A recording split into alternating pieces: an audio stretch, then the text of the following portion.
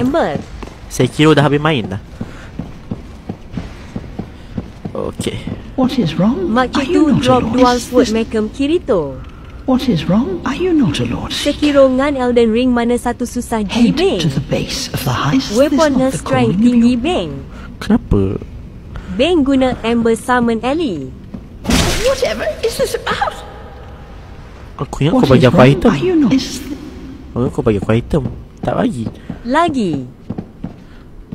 Kau mesti ada Tibai lagi. Mesti ada something kan. Kalau aku buat macam tu mungkin kena boss ke apa. Sekali lagi. Kasih mati. Kau kenapa? Ada sekali. Betul ke?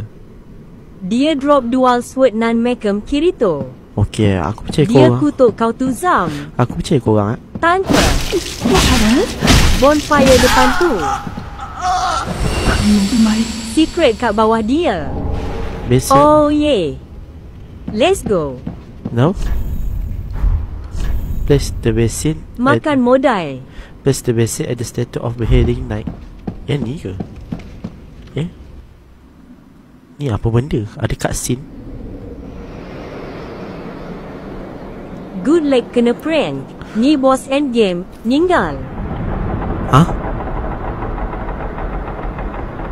Let's go. Hah? Tak apa benda. Ya. Hah? Hah? Dual sword Kirito. Hah? Rosak story Beng. Boss ni Beng. Let's go Sam. Kirito. Kena tipu. Babi. Kau tipu aku. Kau cakap Aku, dapat item. Babi kau tipu. Aku dah cakap percaya aku je Zam. Babi bos. Item lah tu Zam. Babi dia basic Sion. Kan? Feeling dia letak power boom. Senang dia boss ni. Jadah kau dimesiket siap. Lepas dia buka bonfire. Tunggu second set. Geli. Babi betul lah. Kau tipu aku.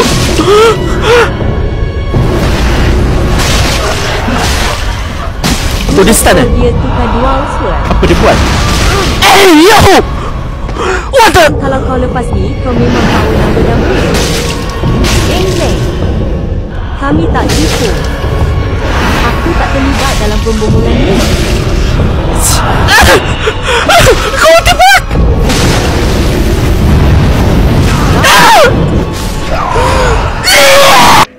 Jahat siap korang. Nyawa dah tolak 40%. Terus bung. Betul doh.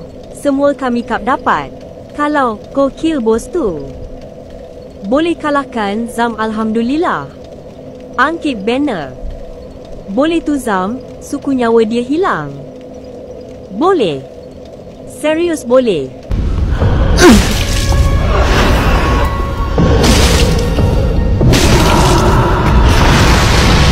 Okay, stamina aku recover.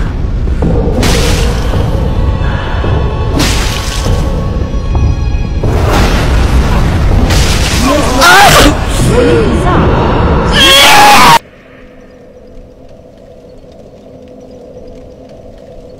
Kau just kena G belakang dia. Tak strong doh Zam.